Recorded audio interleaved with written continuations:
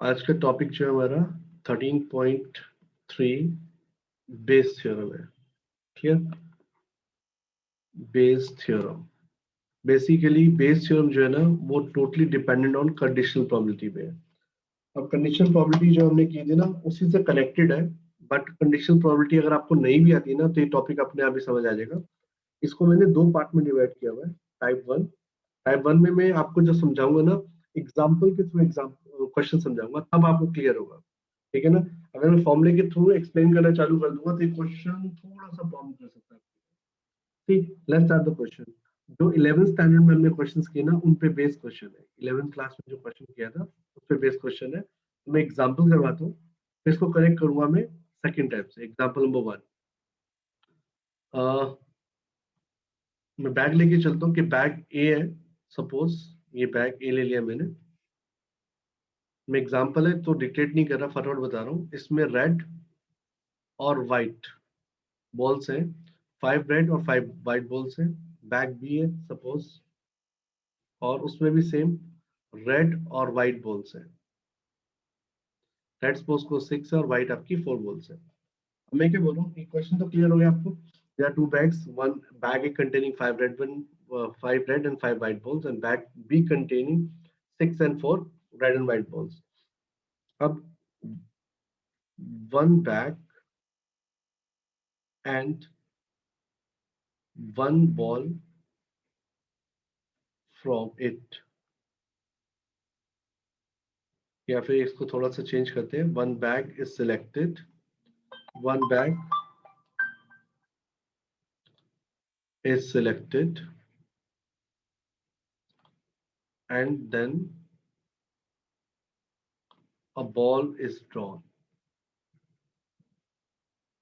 Okay, अब ये question जो है ना ये मैं टाइप 1 जैसा बना रहा हूँ। Find the probability of getting red ball।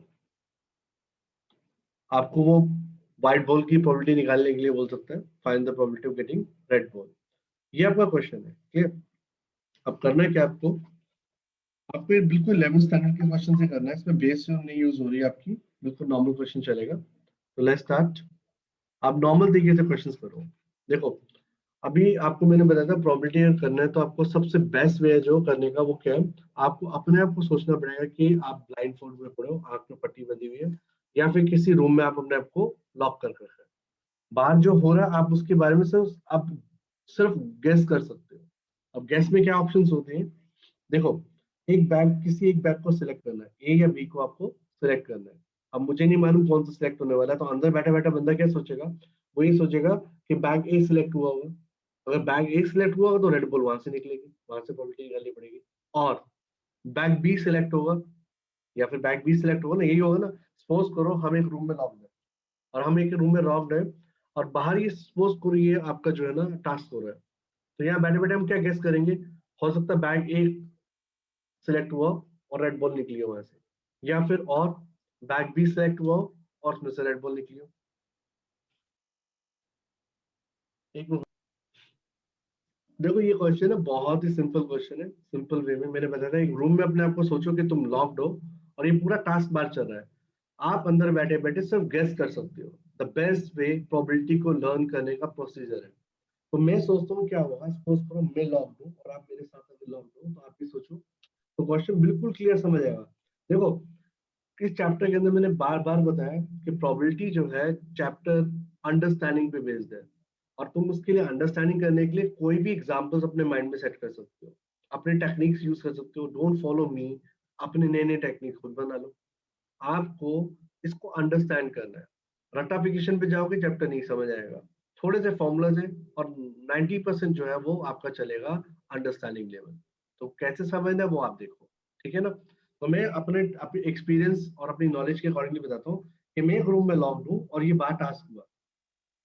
तो एक बैग में से बॉल को निकाला गया और रेड आने की प्रोबेबिलिटी फाइंड करनी है। तो मेरे दिमाग में क्या चलेगा, तो मैं एक ट्री के थ्रू एग्जाम्पल सॉल्व करता हूँ। एग्जाम में ऐसे करोगे मार्क्स नहीं मिलेंगे, ध्यान रखना। ये सोच के चलता हूँ, ये यहाँ पर सपोज करो बंदा खड़ा है जो भी है, जो खोलेगा इसको, या तो वो बैग ए की तरफ चल जाएगा या बैग बी की तरफ जाएगा।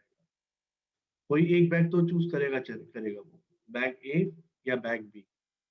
देखो बैग जो है वो इक्विलैटरली है, उन्होंने नहीं बताया कि ये बैग ज्यादा इंपॉर्टेंट है और ये ज्यादा वीक है, कुछ भी नहीं बोला, तो इसका मतलब दो बैग है। सबसे पहला टास्क क्या होगा, बैग को सिलेक्ट करना।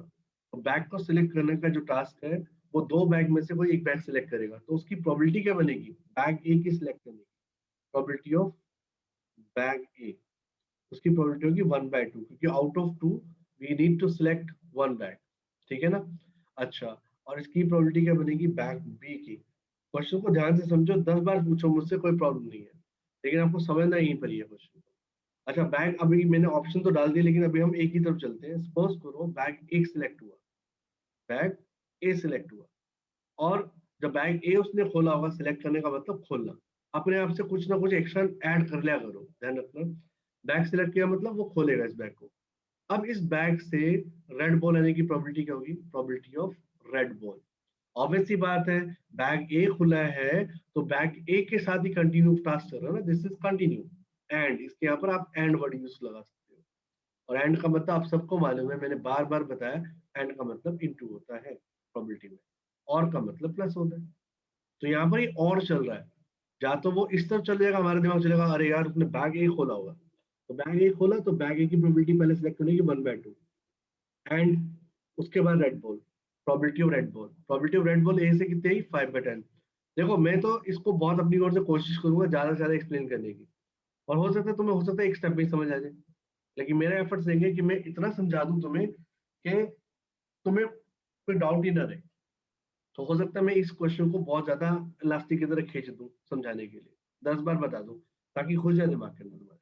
तो बताओ, तो ये पूरा एक टास्क हो गया, बैग ए सिलेक्ट किया, उसके बाद रेड बॉल निकाली एंड रेड बॉल, तो ये आपका आंसर आ गया प्रोबेबिलिटी आने का बैग ए से। अब बैग बी सिलेक्ट हुआ हो, तो अगर मैं सोचता हूँ यार बैग बी तो सिलेक्ट हो सकता है, अगर बैग बी सिलेक्ट हुआ होगा तो बैग बी सिलेक्ट हुआ, और उसमें से प्रोबेबिलिटी निकली रेड बॉल की। हाँ जी, रेड बॉल आने की प्रोबेबिलिटी के बैग बी में से 6/10, क्योंकि टोटल बॉल्स जो है वो आपके पास 10 है, इधर भी 10 थी आपके पास, तो 5/10 और 6/10, ठीक है ना। अभी देखो ये और है, मैंने आपको बताया ना, आपको इंपॉर्टेंस तो मैंने बता दी, और है, या तो ऑप्शन ये चल रही होगी या वो चल रही होगी। तो देखो रिक्वायर्ड प्रोबेबिलिटी क्या आएगी, रिक्वायर्ड प्रोबेबिलिटी, आप एग्जाम में ऐसा करके आओगे ना 50% मार्क्स मिलेंगे आपको, ये सब अंडरस्टैंड कर रहे हो, एक्चुअल में कैसे करना वो मैं भी बताऊंगा थोड़ी देर में। रिक्वायर्ड प्रोबेबिलिटी क्या होगी, हम 1/2 इंटू 5/10, मैंने किसको मल्टीप्लाई किया, ये वाले इसको 1/2 और 5/10, क्योंकि ये पूरा कंप्लीट टास्क है, और या फिर क्या हुआ होगा, प्लस 1/2 बी पार्ट के लिए कर रहा हूँ मैं, इंटू 6/10, ये जो आपका आंसर आएगा फाइनल आंसर होगा, this will be your final answer, 5/20 और प्लस में 6, 11/20 your answer. Now example number 2, एक और एग्जाम्पल कर लेते हैं, बिल्कुल सिमिलर काइंड ऑफ क्वेश्चन, ठीक है ना। और इससे कनेक्ट करके मैं फिर टाइम बंद कराता हूँ आपको, ठीक है ना। मैं इस बार क्वेश्चन लेता हूँ, सपोज करो,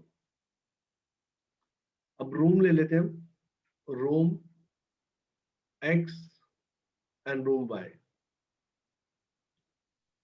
एक जेड भी ले लेते हैं, चलो रूम जेड, ठीक है ना। इसमें बॉयज एंड गर्ल्स है हमारे पास, बॉयज गर्ल्स, और मैं शॉर्ट में बॉय एंड गर्ल लिख देता हूँ, boy and girl, clear. Suppose करो इसमें आपके पास, ज्यादा नहीं लेते हम, 3 and 2, यहाँ पर आपके पास 2 and 6, यहाँ ले लेते हैं हम 4 and 5। ये रूम्स में ना, किसी दिन ऐसा हुआ कि उस रूम में इतने बॉयज थे गर्ल्स थे, और दूसरा रूम में चाहता था ABC ले सकता था, लेकिन बी ऑलरेडी बॉय के लिए यूज करने वाला हूँ, तो that's why I avoid to take B, तो मैंने XYZ ले लिया। अब क्वेश्चन क्या है कि वही सेम, मैंने एक स्टूडेंट को बोला जाओ कि, ये सपोज करो 12th क्लास है, क्लास 12th के सेक्शन है, सपोज करो अपनी ओर से क्वेश्चन बना रहा हूँ मैं। तो one room and one student, and then one student is selected, and then one student is selected randomly. देखो इसमें बताया नहीं हुआ कि कौन सा रूम ज्यादा इंपॉर्टेंट है आपके लिए, तो सारे इक्वली लाइकली होंगे। कोई सा भी रूम इक्वली लाइकली का मतलब इसके उतने चांसेस, एक्स के उतने चांसेस जितने वाई के और जेड के हैं, ठीक है ना। One room and then one student is selected randomly. Find the probability, find the probability of selecting a girl, ठीक है ना। ये क्वेश्चन मैं आपको दे रहा हूँ टाइम करने के लिए, आप चाहो तो फ्लो चार्ट से बिल्कुल वैसे ही कर सकते हो। 2 की जगह 3 बन जाएंगे। पहला टास्क है आपको रूम सिलेक्ट करना। आपके पास 3 रूम है, 3 रूम है तो आपके पास प्रोबेबिलिटी बनेगी 1/3 1/3 1/3। फिर अगर आपके पास रूम एक्स सिलेक्ट होता है, इसकी प्रोबेबिलिटी 1/3 है, वहां से गर्ल, बॉय की बात नहीं करें, ध्यान रखना पूरा क्वेश्चन गर्ल पे चलेगा। वो आप सोचो कि बॉय, देखो प्रोबेबिलिटी मैंने पहले बताया, प्रोबेबिलिटी के अंदर फोकस उसी के ऊपर करना पड़ता है जिसकी आपको प्रोबेबिलिटी फाइंड आउट करनी है। तो आप सॉल्व करो इस क्वेश्चन को, फिर मैं वेरीफाई कर देता हूँ इस क्वेश्चन को। All of you solve this question fast.